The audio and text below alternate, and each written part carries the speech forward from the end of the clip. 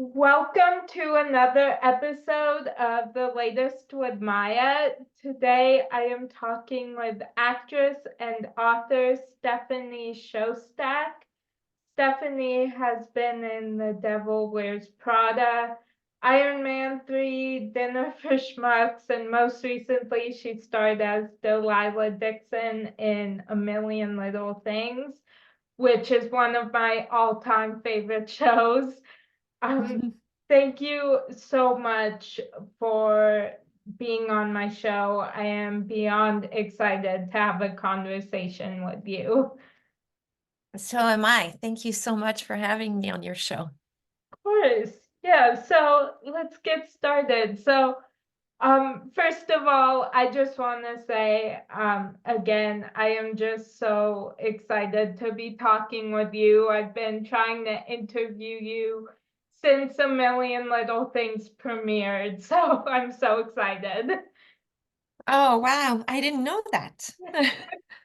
Yeah. I'm happy to be, and I'm surprised too, because Delilah, some people didn't really like Delilah. I don't understand. At first, I was like, when the her and Eddie that was revealed, at first I was like, I'm not really a fan of. I don't know. I like the people playing them, I'm a fan of, but the characters I'm mad at right now. Yes. But then as it went on, they both were like, I'm like, they just made a mistake. It's everybody makes mistakes. So, Yes, exactly. Life has a way to surprise us and make us behave sometimes like we never would think we would behave. yeah, And yeah, I love the pilot because in the pilot it was revealed at the end that she was having an affair, and so it intrigued me. I was like, what led them down that road? It made her, to yeah, me, more interesting. yeah, definitely.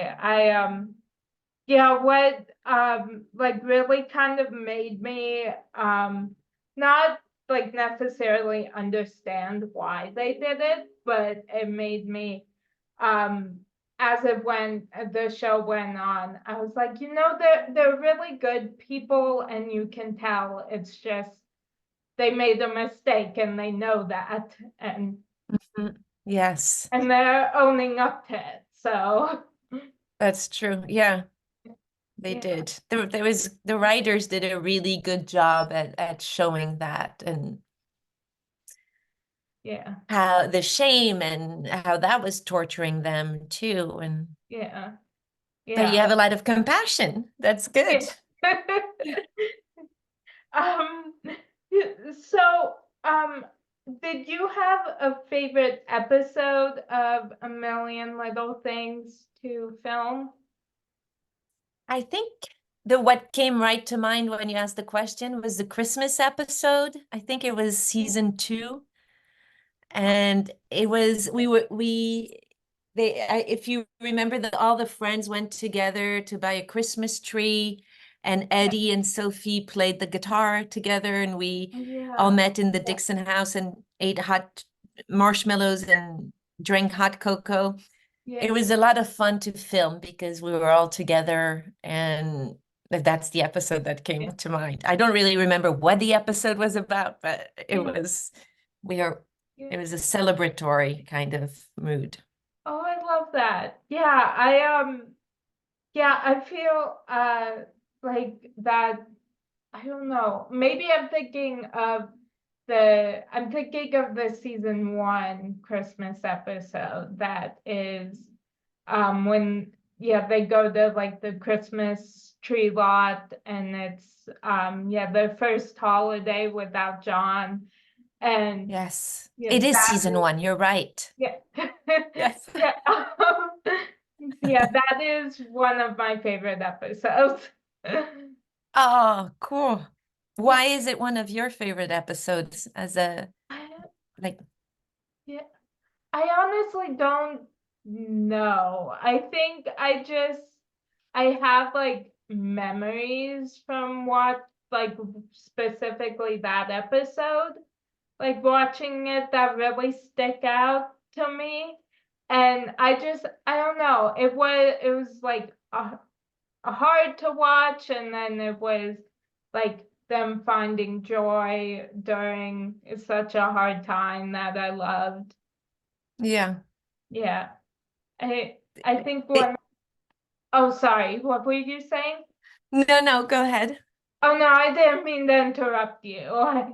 I think we both started at the same time, but yeah, Yeah, just to add to what you were saying or continue that train of thought. Every episode seemed they did such a good job, like because they took the audience on a ride of a yeah, lot, all the emotions and yeah, seeing the hard things, but then somehow they made their way through it through friendship and support, yeah, humor.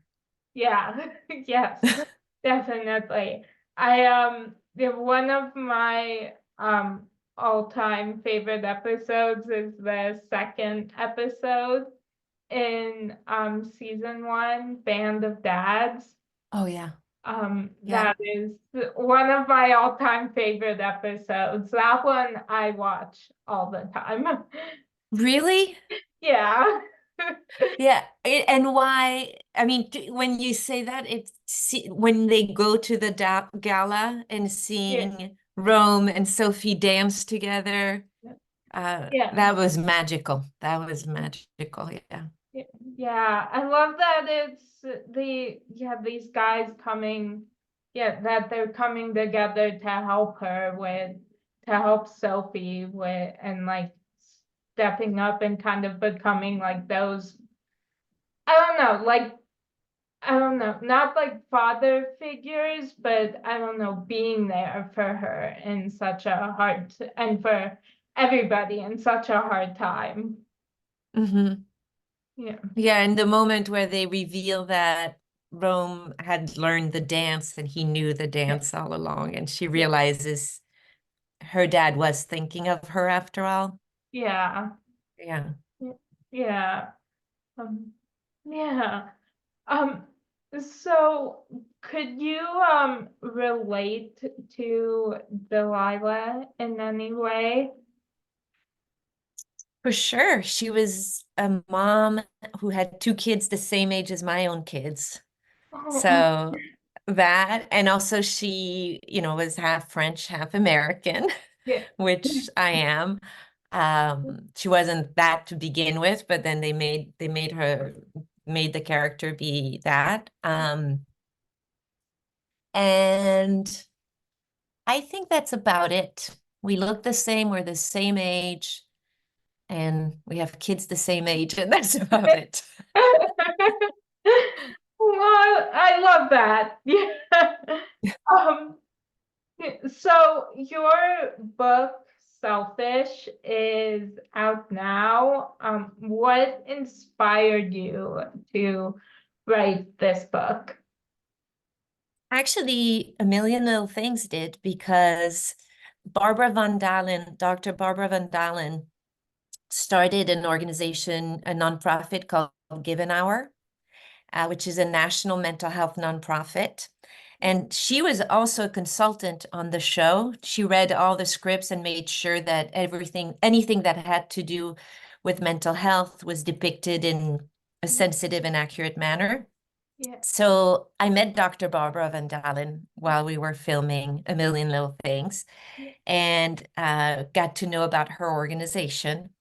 And then during COVID, they actually changed leadership at Given Hour, and I got a call from the new people who wanted to get to know me, and because I did a little work with Given Hour and Barbara, but then so the new people wanted to know me, and they asked me, "What do I do for my mental well-being?"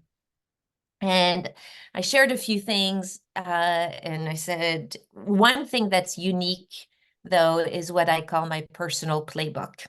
And that's a place in my phone where I keep all the things that help me in life. And I started mostly for acting at the beginning, because when I would go on set, a lot of times doubt would creep in, or fear, or just, feeling at ease, and that would really impact my performance and how I related with other people. And so I had to work a lot on my mental game and learn techniques to quiet down the self-critic and be more confident and understand that my self-worth wasn't tied to my performance or to whether or not I was working, just to trust myself a little more.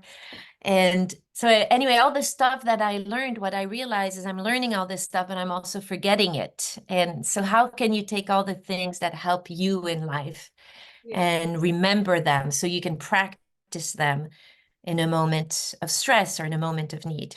So I started a playbook, just like athletes or sports teams have playbooks. Yeah. And every day I start my day by looking at these reminders before I connect with the news or with social media. And it sort of reconnects me to who I am, who I want to be, what helps me do life a little better. And so I told them about this. I told Give an Hour, and they love this concept. They asked if we could do a webinar series together to bring it to their community and encourage people to create their own personal playbook, which we did, and people loved it. But the question that kept coming up was, what do you put in your playbook? And I said, it's personal, we're all different. And somebody suggested or asked if we could write a book to help people create their own playbook. So Selfish is that. It's actually a workbook, and I'll send you one. Oh, I'm going to thank send it you. today. It's a Thank workbook with, you. with 8 exercises that sort of help you understand yourself better, to get clarity on what your, guiding principles are. Sorry. Anyway, that's what inspired me. Oh, I love that. Yeah, I love that. Um, so who has had the biggest impact on you professionally? Oh, professionally, I think my first acting teacher, her name was Sandra Lee. She was a theater teacher in New York City, and she was so tough. And the first time I got up to do a scene, she interrupted the scene, sent my scene partner back to his seat, and grilled me for what seemed to be an eternity, and just said, what do you think you're doing? I don't believe a word you're doing. And she grilled me, but she also made me, woke me up to, oh my gosh, this is not just about learning lines and playing pretend. This is an art, this is a craft, and it demands a lot of work. And I think we all respond to different things. Yeah. I responded well to her criticism, and it pushed me to really continue to learn and to take it seriously without taking myself too seriously. Oh, I love that. I still hear her voice to this day. Like, one of the things she would say is, if you're going to go on stage, it better cost you something. And James Roday Rodriguez, who plays Gary on A Million Little Things, he had a way to make you get, or what's the expression, to get your game in gear, get yourself in gear. I remember one time we had done this scene a couple of times, and the director was about to say action, and he turned to me and he goes, just make it interesting, please. Make it interesting this time. It was kind of what Sandra said, it better cost you something. You're not going out there just to be natural or whatever. Try to bring something. Yeah, I love that. Yeah, I actually, when I was doing my show at Seacrest Studios, I interviewed a lot of other people from A Million Little Things, and I actually interviewed DJ Nash, and he during the interview, he surprised me, and because James Rodriguez is one of my favorite actors, and he surprised me and put him on the phone. Oh, that's awesome. Yeah, and I don't really remember anything after that. I remember I just was kind of just sitting there, just like I don't know what to do right now. You were starstruck. Yeah, I was. Yeah. Um, so, who has had the biggest impact on you personally?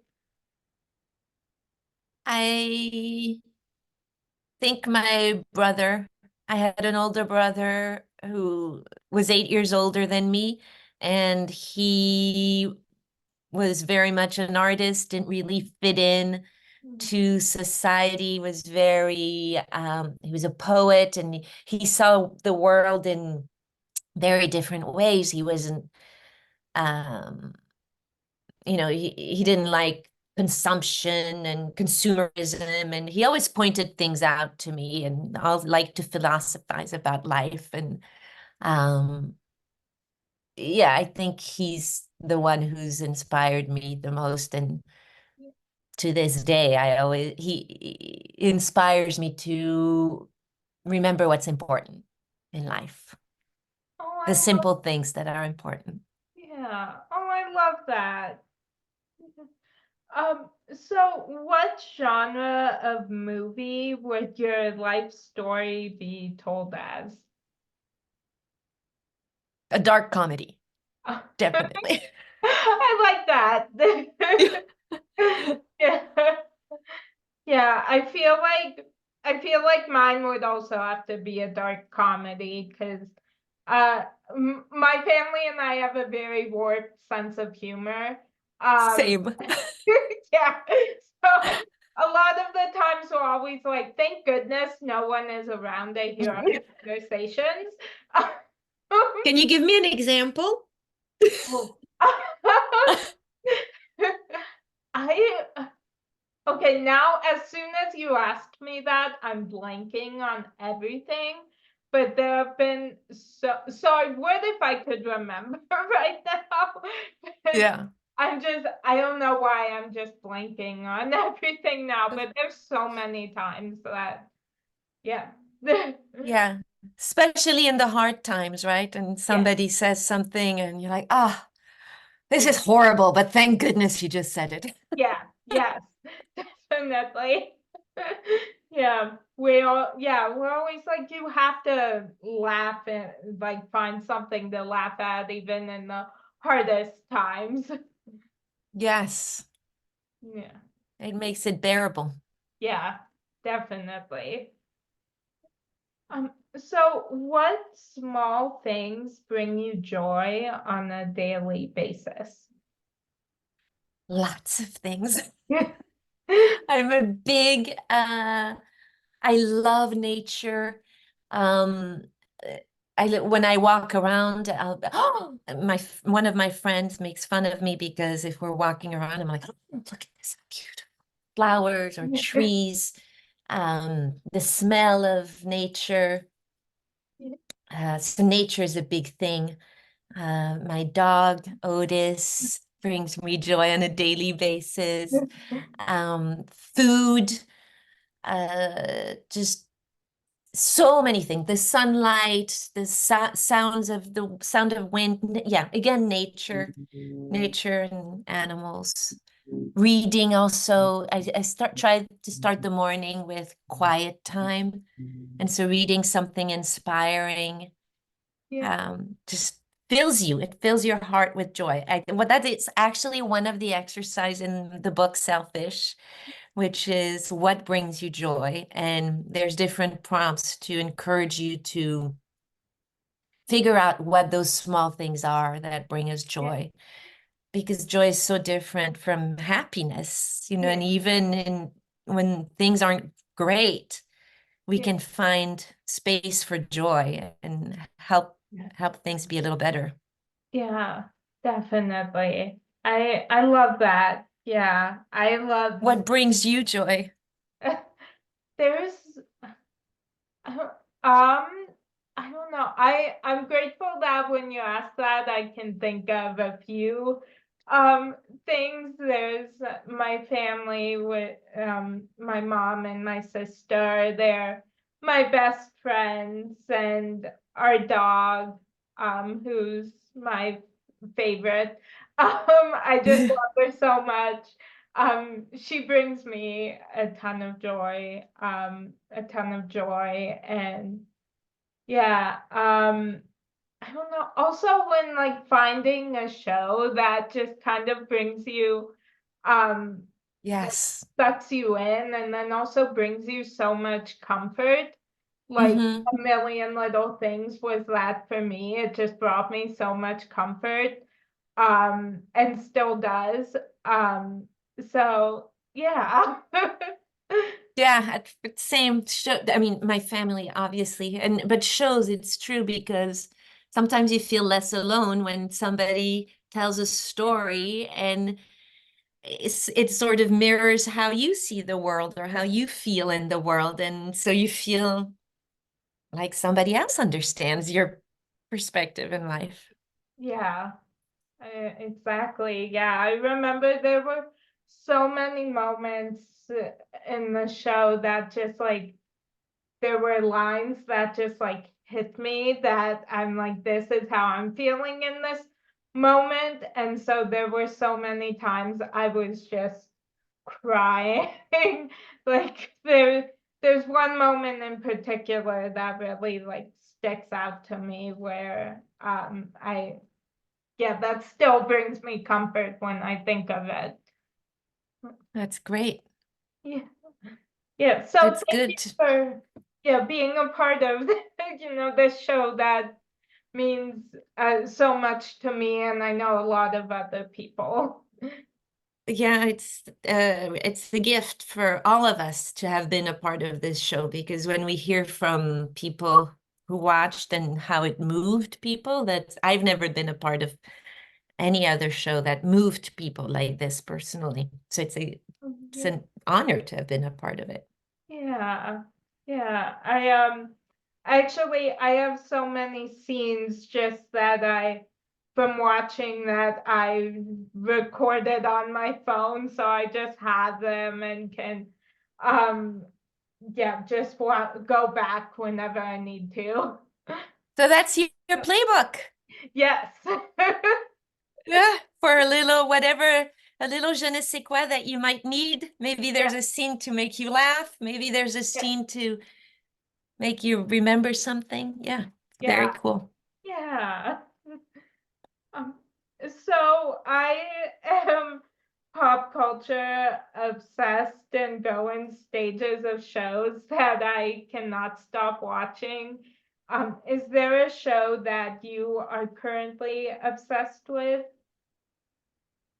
Curb Your Enthusiasm. I'm almost done. I love this show. Do you watch it? I've seen a couple episodes, It's and not your thing.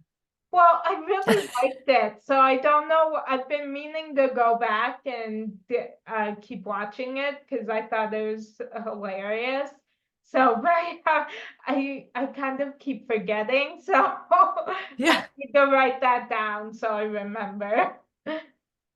Yeah, I love it. It's I think they have 12 seasons. And for a lot of people it's cringy, it's hard to watch, but Yeah. I really enjoy this humor. Oh, I love that. I love that. Yeah, yeah, that's one of my favorite things, to just find a show that to just binge watch. Yes. Yeah. Um yeah, I've been binge watching. I've got in like this past year I got really obsessed with the show Grimm. And Oh, David's show. yeah. So I'm finishing that up now because I was watching it like every single day, and then when things started going on in my life and in the world, and my anxiety kind of went up, I was like, I think I need to take a step back for just a little bit. And now I'm going back and finishing it. Oh, well, I'm glad you're feeling better. And Thank you. yeah, Yeah. Yeah. And yeah, as soon as I started watching it again, I was like, I really missed this show. So I'm glad I can watch it now you again. can watch and get lost in David Giuntoli's eyes. Yeah. Yeah. um, is there a song that whenever you hear it makes you emotional? Mm. No Woman, No Cry by Bob Marley. Oh, And that's because my brother, so do you know Bob Marley? I do. Yeah. Yeah. And so my brother was a Rastafari, and so he listened to reggae a lot. And that song, I remember I had the LP, the 33 record, and I think it was the first song on the side A, and that that I don't know. Yeah, makes me very emotional. Oh.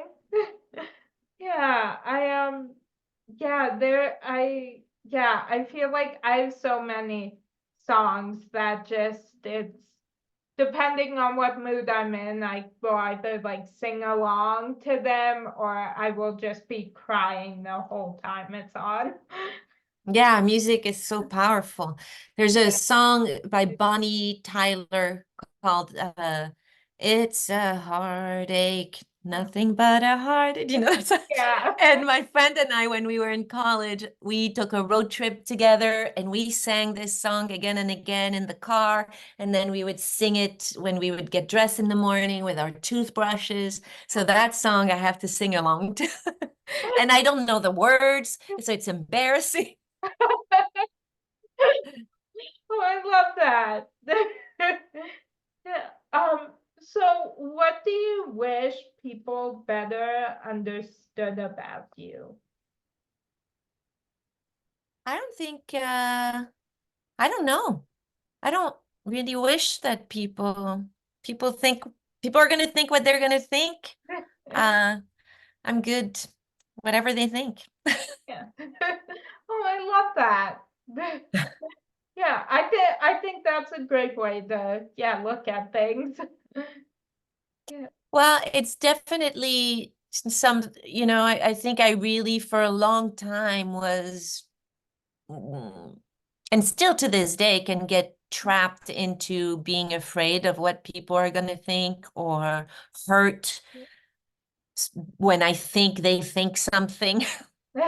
And I had a therapist who once said to me, "You are never, never, ever going to know what somebody thinks." And, because you're not in their head, in their mind. And even if they tell you something, you don't know the whole story. And then he also said, and they're going to think what they're going to think because of their own story, Yeah. not because of you. So he said, the only thing you should really worry about is what you think of yourself. Yeah. And so I think that's great, good Yeah. advice, but Yeah. easier said than done. And we all Yeah. get caught, I think, worrying about what other people are going to think. Yeah. Yeah, definitely. So I just have a few more questions for you, if that works. Okay. Okay. So what three words do you think best describe you? Um, um, oh, that's like, that's it's so personal because you're like, oh, if I say that, see, now I'm worrying about what other people are going to think. If I say this, they're going to think that. But in all honesty, what three words? Um, smiles a lot. Maybe. Oh gosh, I don't know. It's what three words best describe me? French, Has big feet, likes to eat. There we go. Humor, I'm getting around it. Yeah, I love that.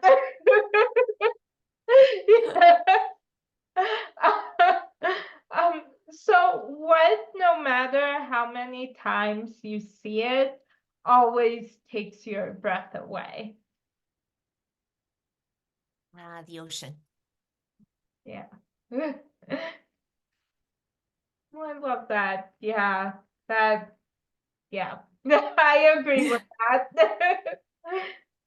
So big and it's never the same, and it Yeah, takes your breath away. yeah, definitely. Yeah. But you don't have the ocean in Colorado. No, but California, Los Angeles is my favorite place in the world, and we go there. Like we've gone there several times over the past few years, and yeah, and whenever we go to the beach and to the ocean, it's one of my favorite things. Yeah, they had that. That's really the Pacific Ocean is beautiful. Yeah.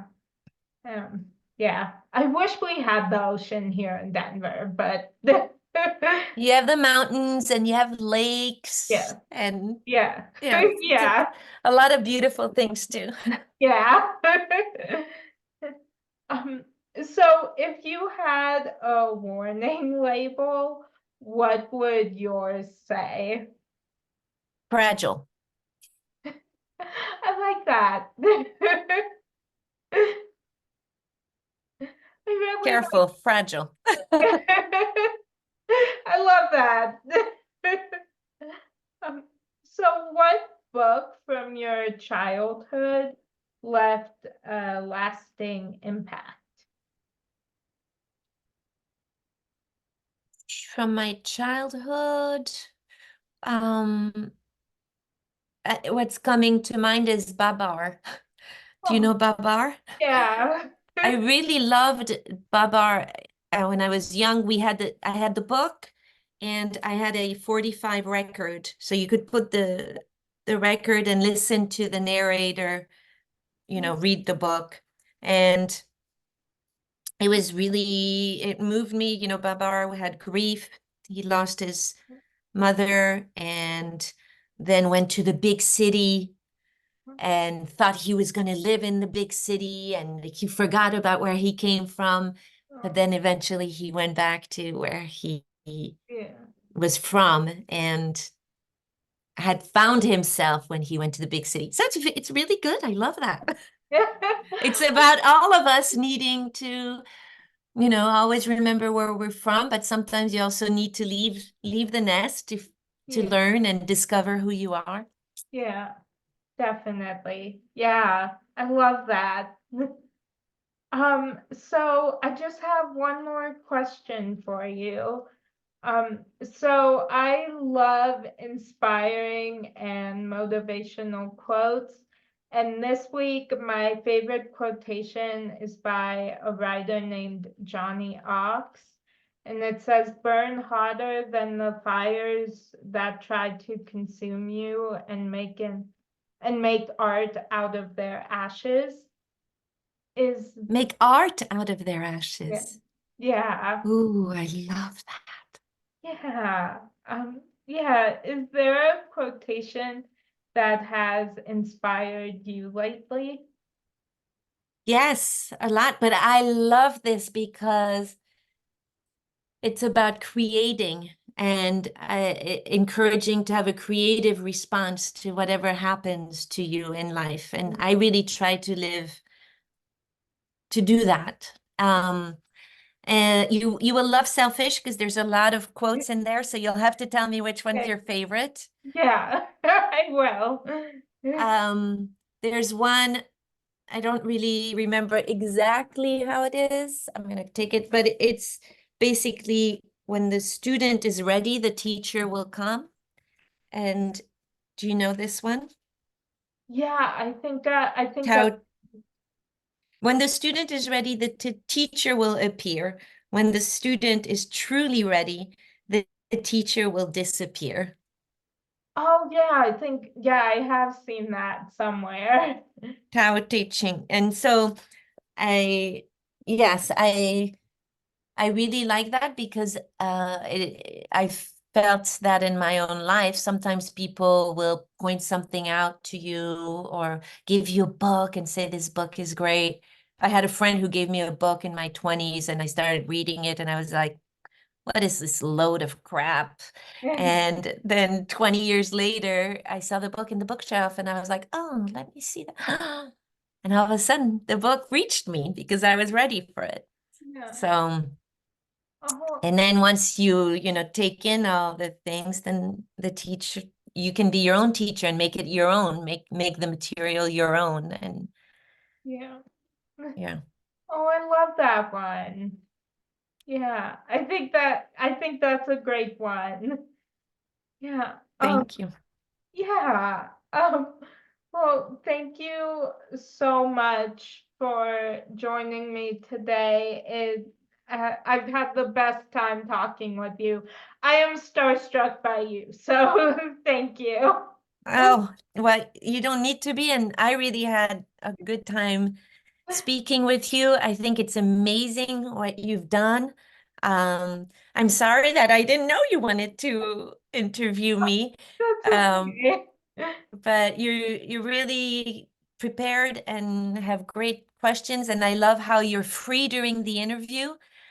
You're not just doing your questions. We can have a conversation. You make it very natural. Not everybody who does this can do that. You're in the moment. Thank you.